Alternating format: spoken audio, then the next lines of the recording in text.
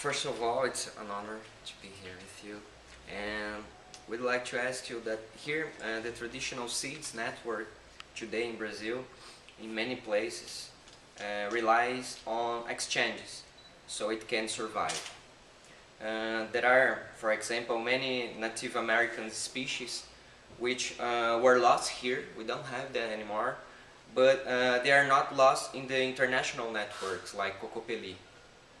And the question is, how can we keep these networks alive with active exchanges without letting that this genetic flow and this genetic patrimony also feeds biopiracy? And how do you deal with this in India? Of course, India is a continent unto itself, both in terms of the size of the land, the diversity, and the number of people. So Navdania's work in seed saving has very much focused on India itself. The issue of having to replenish seed supply because of the huge erosion with the expansion of industrial monocultures is a challenge that needs to be taken up. But it has to make sure that two problems are avoided. The first, that these exchanges do not lead to biopiracy. And that means it must be much more people-to-people exchange.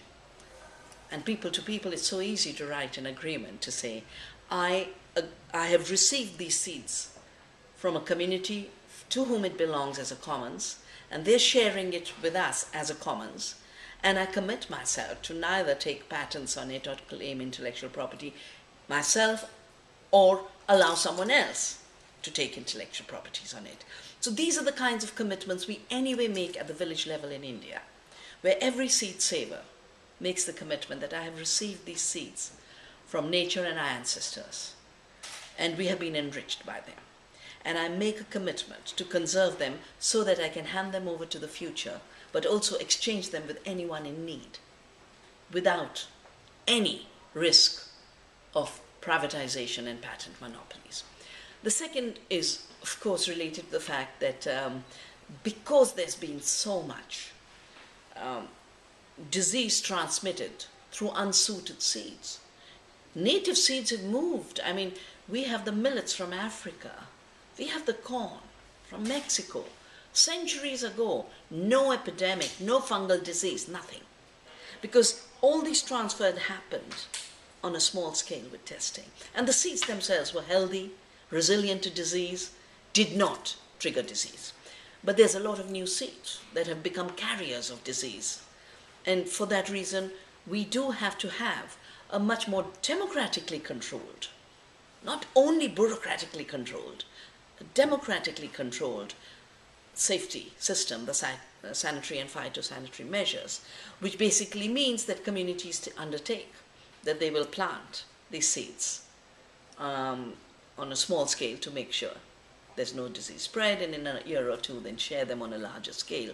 All this should be doable. And I think the most important fact to recognize in today's time is that corporations decided. They decided in the 70s. They wrote the laws in the 80s. They were imposed on the world in 1995 with the Trade-Related Intellectual Property Rights Agreement of WTO. And Monsanto went on record in 1995 saying we've achieved something unprecedented. We wrote a law and we got governments to accept it through our government, which for them was the United States government. They said we were the patient, diagnostician, physician all in one. And they were patients because farmers were saving seeds. Oh, poor Monsanto was suffering because farmers were saving seeds. And the solution they gave for themselves was treat seed saving and seed exchange as an intellectual property crime. The reason, starting from 1987 to today, I have continued to resist the idea of patenting of seed is first the ethical issue. You don't create life, you don't own it.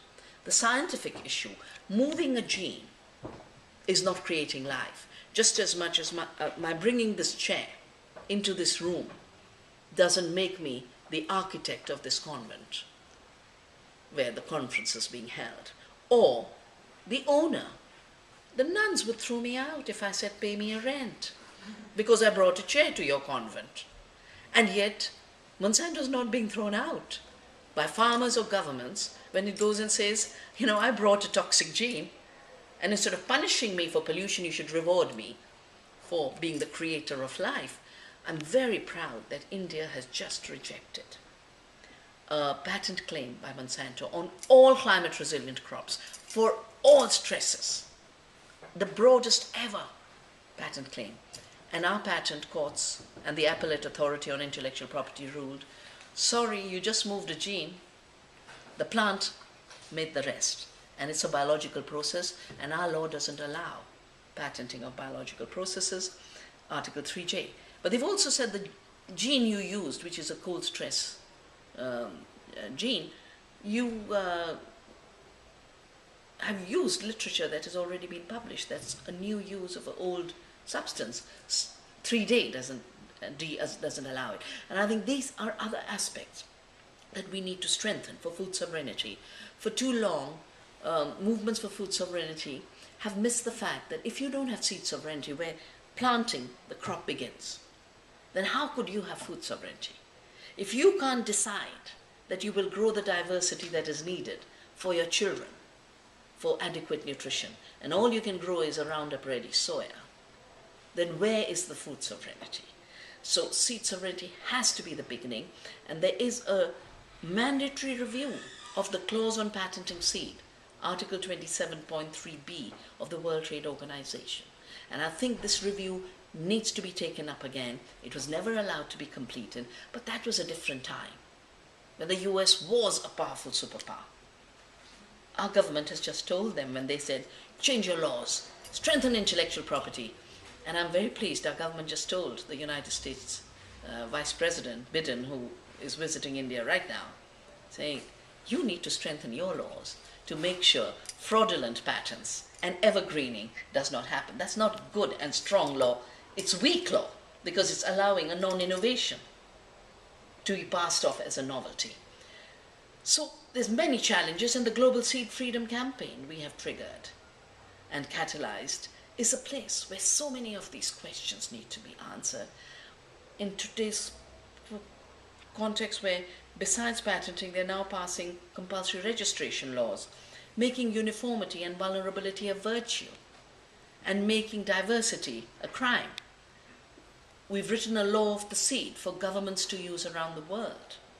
The top scientists, including people like Pepe Esquinas, who headed the FAO Plant Genetic Resources Division and led the Treaty on Plant Genetic Resources and the whole issue of exchange, including Salvatore Ceccarelli from Icarda, who is the world's top participatory breeder, including lawyers like Dolder, who fought the case on piracy of neem for us in the patent office in Europe, and the Cocopelli lawyer, Blanche.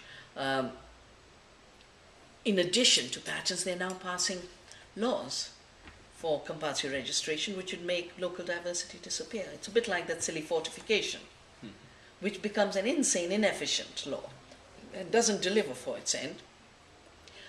We have to redefine what breeding is. We have to redefine what food is. We have to redefine what nutrition is. And there's enough science.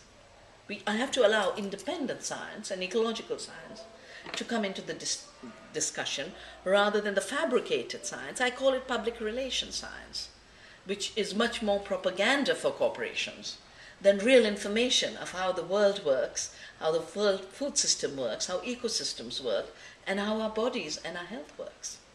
And it's very interesting that you touched the question of seeds, because in the PAA Africa, Senegal asked us cooperation for seeds, exactly, to become self-sufficient. And it's interesting because we identified that we had a project in Haiti that we financed. It was very successful, and it allowed the small producers to reproduce the seeds, so it becomes an economic activity for them. Those that can pay, they will pay. Those that cannot pay, won't pay. So, because, you know, bad seeds, you damage land and you damage water. No, you're losing land and water if you use bad seeds. No, because of productivity. So now Haiti is going to provide, financed by us, cooperation to Senegal, in order to develop their own project of seeds. And we realize that Mozambique, for instance, that is a country in a crossroads of the world, so with a huge biodiversity, they are importing their seeds also, which is craziness. You are absolutely right, and we want to strengthen this side of the PAA Africa, to help countries to be self-sufficient in the production of seeds, Yeah. and take their Creole seeds. Yeah.